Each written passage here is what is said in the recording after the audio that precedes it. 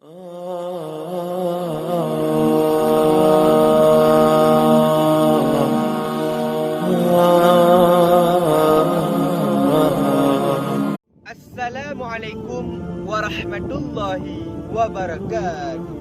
Hamdan syukuralillah, salatu wassalaman ala rasulillah, Sayyidina Muhammad ibn Abdillah, amma ba'du. Saudaraku seiman dan seakidah, pada kesempatan ini saya ingin mengajak saudara-saudara untuk merenungkan tentang bagaimana cara syaitan mencabut iman seseorang ketika sakratul maut.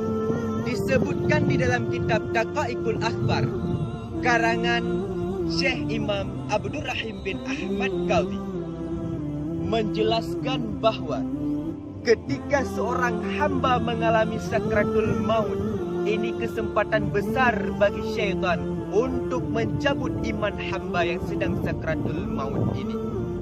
Maka datanglah syaitan dengan membawa segelas air, menghampiri hamba yang sedang sakratul maut, duduk pada bagian kepalanya. Sementara hamba ini tidak mengetahui yang datang tersebut adalah syaitan. Lalu, apa kata hamba yang sedang mengalami sakratul maut ini?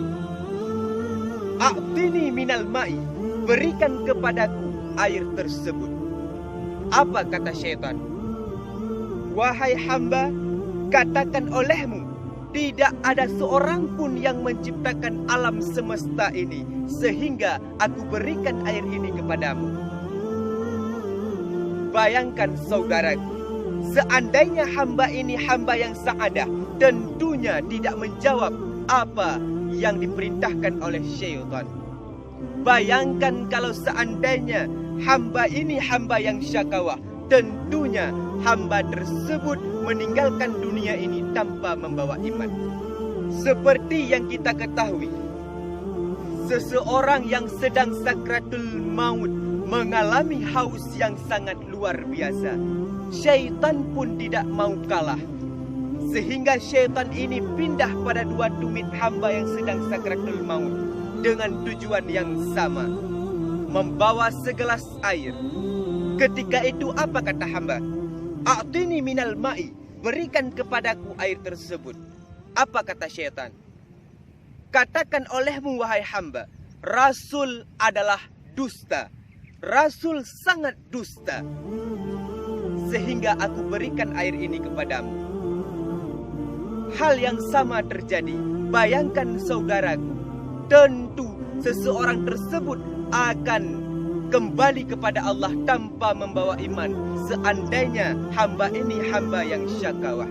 Inilah cara syaitan mencabut iman hamba yang sedang sakratul maut. Oleh karena demikian, perbanyaklah amalan dalam dunia ini, cari bekal untuk menghadapi kematian. Kata Rasul, salah satu penyebab tidak selamatnya iman, salah satu penyebab syaitan mampu mencabut iman kita yang sedang sakratul maut, karena kita sudah menjauhi ulama, tidak mau lagi mendekati majelis ta'lim, benci kepada ulama. Saudaraku, kematian itu pasti. Kullu nafsin zaikatul maut. Tiap-tiap yang bernyawa pasti mengalami kematian. Namun ini menjadi rahasia, di mana, kapan, dan dengan cara apa. Tidak seorang pun yang tahu. Tugas kita hidup dalam dunia ini, persiapkan diri, mencari bekal untuk menghadapi sakratul maut. Oleh karena demikian, saudaraku, jangan sia-siakan kesempatan hidup dalam dunia yang sangat singkat ini. Jangan tertipu oleh nikmat dunia, karena nikmat dunia, nikmat yang menipu, nikmat yang sementara. Suatu saat akan binasa, suatu saat akan fana, akan sirna. Saudaraku seiman dan seakidah, ini menjadi bahan renungan kita hidup dalam dunia ini. Inilah video kita kali ini. Mudah-mudahan bermanfaat. Amin, amin ya rabbal alamin. Billahi taufik wal hidayah. Assalamualaikum warahmatullahi wabarakatuh.